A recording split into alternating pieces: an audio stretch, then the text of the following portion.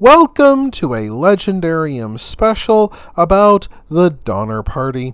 In this episode, we will talk about lies, murder, cannibalism, and other delightful things in the Old West. The farmlands of central California drew a steady stream of settlers during the 1840s. Settlers faced a 2,200-mile journey across rivers, plains, and mountains. More than 1 in 10 died, the biggest killer being cholera, caused by the fact that pioneers and their draft animals used the Platte River as both a water source and a restroom, which left the river quite foul for those who came after them. Nonetheless, on April 14, 1846, several families from Springfield, Illinois, headed to what they called the Land of Milk and Honey. The party included the families of 2 brothers named George and Jacob Donner and a failed businessman named James Reed. Within a month, the Donner-Reed party reached Independence, Missouri. On May 12th, they became part of a larger train headed west. They traveled dangerously late in the season and faced the risk of being caught in snowstorms towards the end of their journey. At first, the group made good progress to Fort Laramie, covering 650 miles in only 6 weeks. On July 20th, 1846, the company split, with most of the wagon train remaining on the main trail. However, the Reeds, Donners, and several others chose to head southwest towards Fort Bridger. There, unfortunately, they met an Ohio lawyer named Lansford Hastings. He claimed that he found a shortcut that went south around the Great Salt Lake and would supposedly save them 300 miles.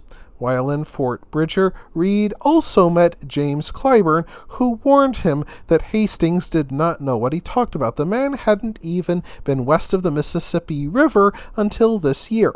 Unfortunately, Reed ignored Clyburn and went with Hastings. By then, the Donner Party numbered 87 people, including 29 men, 15 women, and 43 children, in a column of 23 ox-drawn wagons. The pioneers had to cut a path through the wooded slopes of the Wasatch Mountains, taking 16 days to travel a mere 36 miles, building a road as they went. Some shortcut, Mr. Hastings. On August 30th, after gathering water, they plunged into the Great Salt Lake Desert. Mr. Hastings went ahead of them, simply leaving a note pinned to a rock claiming that the journey through the desert would only take 2 days. It took 5, and during that time, the party lost dozens of cattle in the desert and lost several more days searching for them. Their situation grew so dire that they sent men ahead for supplies. One man, named Stanton, later returned with 2 Miwok scouts who helped them get out of the desert. By the time the Donner Party returned to the main trail, it was late September, and their shortcut, instead of saving them 300 miles, cost them 150. By then, all the other migrants of 1846 completed their journey and settled into the Willamette and Sacramento valleys. Now the Donner Party raced the weather. As they climbed the Ruby Mountains on October 5th, Reed's wagon became entangled with another man's vehicle.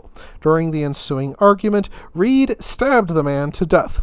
Some members of the party suggested that Reed be hung for murder, but instead the party merely banished him. Reed continued on horseback while his family remained with the main party. The migrants entered the Sierra foothills low on food, and then Paiute warriors killed several of their surviving oxen. On October 31st, the exhausted migrants approached what is now called Donner Pass, then called Truckee Pass.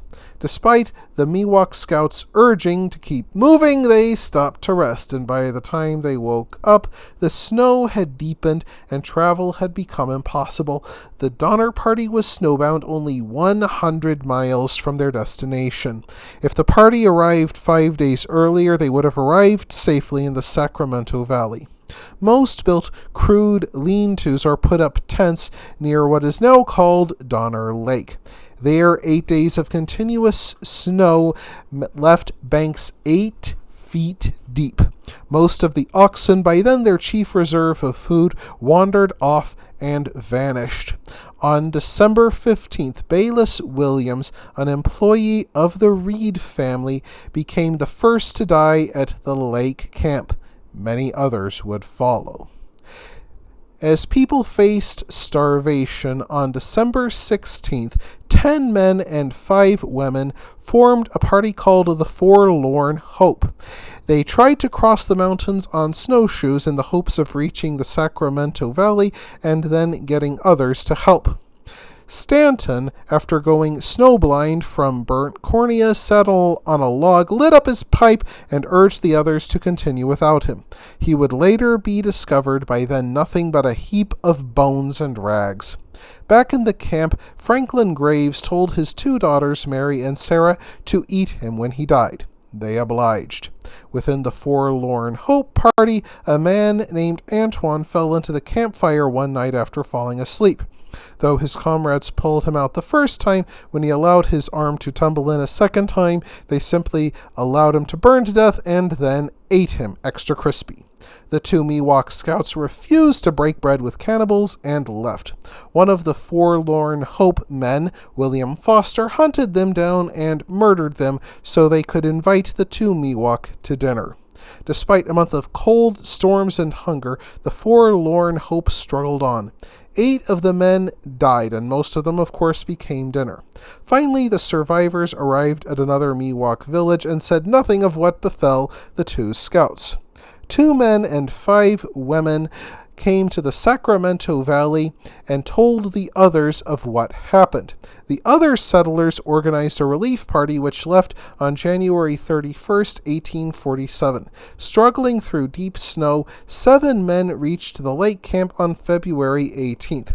During their ordeal, the camp residents began eating cows, boiled cowhides into a barely edible gelatinous goo, devoured mice, dogs, and then broke open bones for the marrow.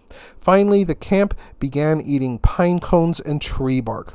One man lost his mind and charged into the snow, stripping off his clothes as he ran. He died of hypothermia, to the surprise of none.